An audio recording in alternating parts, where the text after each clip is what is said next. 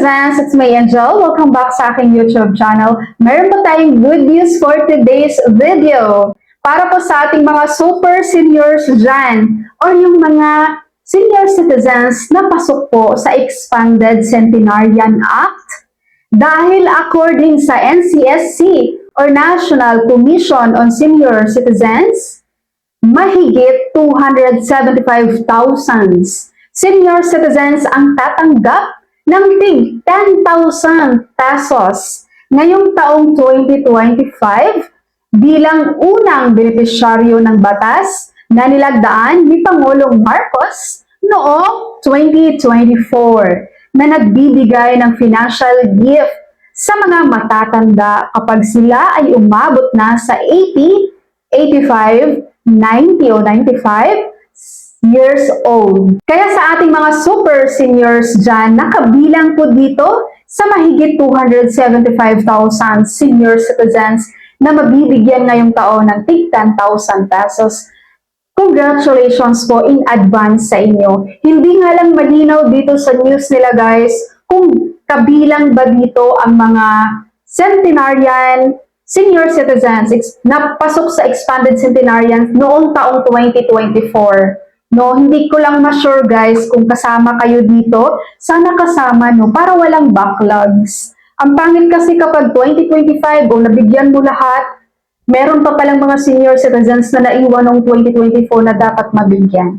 So may backlog na, ang pangit. Dapat smooth lang sana yung flow nitong pagbigay nila ng 10,000 pesos para sa mga Expanded Centenarian Act ng ating mga super seniors. Sinabi po mismo yan ni Representative L. Ray Villafuerte na 2.95 billion. Yan. Ang hinilaan para sa inaugural rollout ngayong taon ng cash windfall para sa mga octogenarian at nonagenarian sa ilalim ng Republic Act 11982 o ang Expanded Centenarian Act of 2024. Kasi guys, yung dating Centenarian Act natin, para lang yung pagbag 100 years old, tsaka makakatanggap ng 100,000 pesos, diba? So yung Expanded Centenarian Act natin, yun po yung nadagdag na kapag mag 80, 85, 90, 95, meron kang tig 10,000 pesos sa iyong milestone. Every 5 years na milestone mo guys,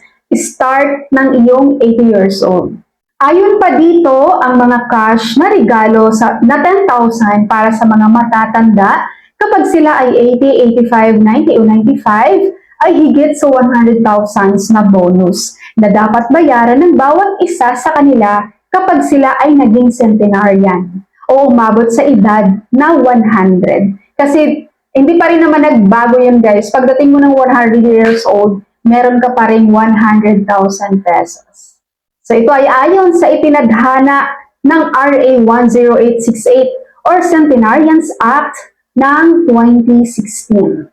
So kabilang po dito sa mga benepisyaryo ang 1,079 na nakatanggap ng kanilang mga cash gift sa sabay-sabay na pamamahagi ng inaugural sa Palasyo ng Malacanang noong Feb 26 at mga 7,000 pa na makatatanggap ng kanilang mga bonus sa katapusan ng February. Please share this video guys para marami po tayong mga super seniors dyan na makakaalam po sa video na ito. Marami pong salamat sa inyong panonood and God bless you all.